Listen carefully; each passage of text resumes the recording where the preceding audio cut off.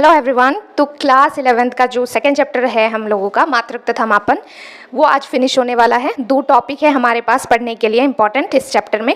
उसके बाद हम लोग थर्ड चैप्टर की शुरुआत करेंगे। इसके पहले वाले क्लासेस और फर्स्ट चैप्टर अगर आपने नहीं देखा है तो डिस्क्रिप्शन बॉक्स में लिंक है, आप वहाँ से देख सकते हो, या इस पूरे क्लास 11th फिजिक्स का एक प्लेलिस्ट बना हुआ है। आप होम पेज पर जाओ, प्लेलिस्ट सेक्शन को क्लिक करो और वहाँ पर आपको ये प्लेलिस्ट मिल जाएगा। ठीक है, तो आज का जो पहला टॉपिक है वो है लास्ट टॉपिक बोल सकते हैं, भौतिक राशियों के मात्रकों को एक पद्धति से दूसरी पद्धति में हम कैसे बदल सकते हैं। देखिए, इसके बेस्ड पर क्वेश्चन हम बाद में प्रैक्टिस करेंगे। सबसे पहले आपको नोट डाउन करके इस फॉर्मूलाज को रख लेने हैं, सो दैट कि जब हम लोग इसके बेसिस पर प्रॉब्लम सॉल्व करें तो आपको पता हो कि ये किस टाइप का प्रॉब्लम है और यहाँ पर हमें ये चीज़ अप्लाई करना है। ठीक है, सो किसी भौतिक राशि के आंकिक मान n तथा मात्रक u का गुणनफल सदैव नियत रहता है। ठीक है, सदैव कांस्टेंट रहता है। n u का प्रोडक्ट हमेशा कांस्टेंट रहता है।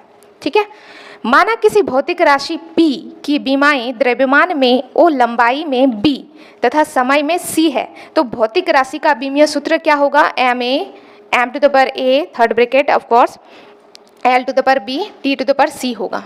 ठीक है, आगे देखिए, यदि एक पद्धति में p का आंकिक मान n तथा द्रव्यमान, लंबाई और समय के मात्रक m1, l1, t1 हो तथा दूसरी पद्धति में मूल मात्रकों की मापें क्रमशः m2, l2 और t2 तथा इस पद्धति में p का आंकिक मान n2 हो, तो समीकरण 1, पीछे जाओ, समीकरण 1 क्या था? तो हम p इक्वल टू लिख सकते हैं, पहला पद्धति n1, third bracket m1a, m1 to the power a, l1 to the power b, t1 to the power c, ये बराबर होगा दूसरी पद्धति n2, ये हमारा आंकिक मान है, third bracket m1 to the power a, l1 to the power b, t1 to the power c।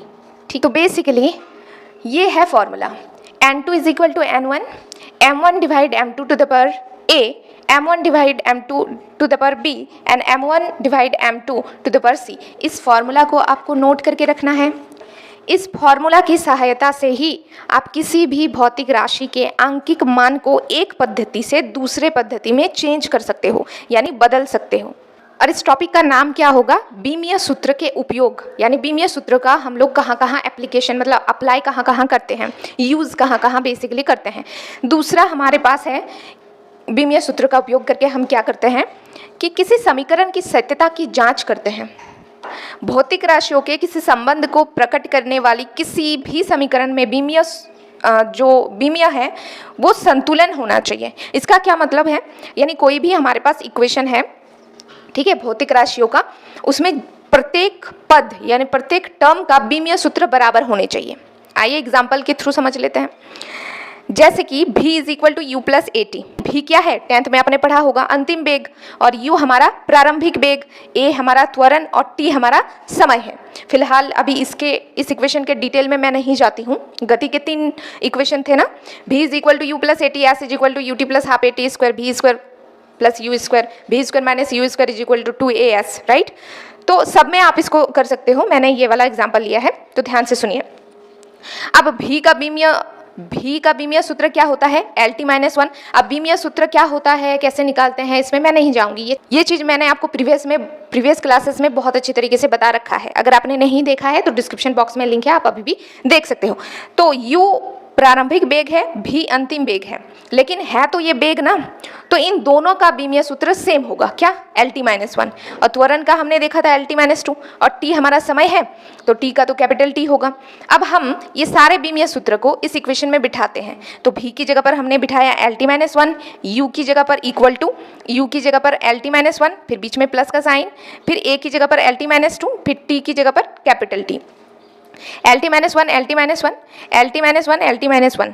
अब ये देखिए, यहाँ पर ध्यान से देखिए, देखने वाली चीज़ है, L तो L रहेगा, लेकिन ये जो T माइनस 2 है, T टू द पावर 1 है, बेसिस सेम है तो पावर ऐड हो जाएंगे, तो यहाँ पर माइनस 2 प्लस 1 क्या होगा? माइनस 1, तो T to the power minus 1। ठीक है, तो यहाँ पर एक चीज़ आप देख रहे हो क्या, कि इस इक्वेशन के प्रत्येक पद यानी प्रत्येक टर्म का बीमीय सूत्र समान है।